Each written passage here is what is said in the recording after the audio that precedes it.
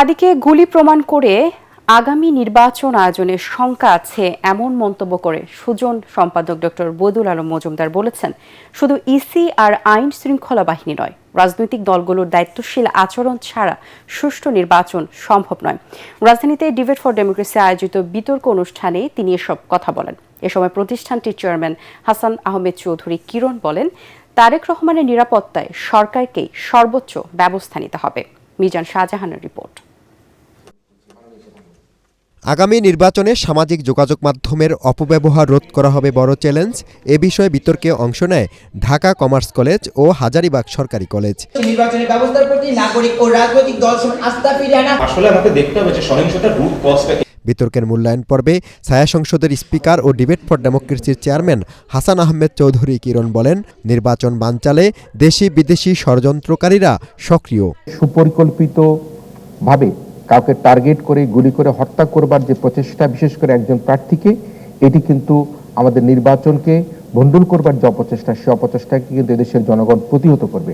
এদেশের দেশপ্রেমিক নাগরিক, সেনাবাহিনী, আইন শৃঙ্খলা রক্ষাকারী বাহিনী, সরকারে যারা রয়েছেন, প্রত্যেকে মিলে আমরা আশা করব এই ধরনের অপচেষ্টাকে আমরা প্রতিহত করতে পারব। প্রধান অতিথির বক্তব্যে সুজন সম্পাদক ডক্টর বদিউল আলম মজুমদার বলেন, অর্থবিত্তের মালিক হওয়ার যুদ্ধে লিপ্ত না হয়ে রাজনীতিবিদদের সুষ্ঠু ধারায় ফিরে আসতে হবে। আমাদের অতীতে কিন্তু সুষ্ঠু নির্বাচন হয়েছে, গ্রহণযোগ্য নির্বাচন হয়েছে, 91 সনে হয়েছে, 96 সনে হয়েছে। যদিও পরবর্তী 2001 সালে এবং 2008 সালের নির্বাচন নিয়ে কিছু প্রশ্ন আছে, তবুও এগুলো গ্রহণযোগ্য নির্বাচন বলা চলে। তো এই সব নির্বাচনের মাধ্যমে কিন্তু গণতন্ত্র প্রতিষ্ঠিত হয়নি, বরং একদিনে গণতন্ত্র প্রতিষ্ঠিত হয়েছে। হাদির উপর হামলার ঘটনায় আগামী নির্বাচন আয়োজন নিয়ে শঙ্কাও জানান তিনি। আমার তো মনে হয় নির্বাচন হবে, এটা প্রায় নিশ্চিত করে বলা যেত গতকালের আগে।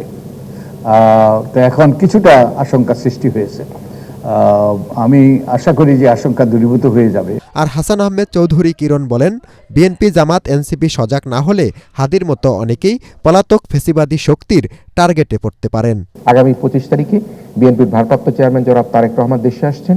আমরা মনে করি প্রত্যেকটি নাগরিকেরই যার যার অনুযায়ী তার নিরাপত্তা পাওয়ার অধিকার রয়েছে।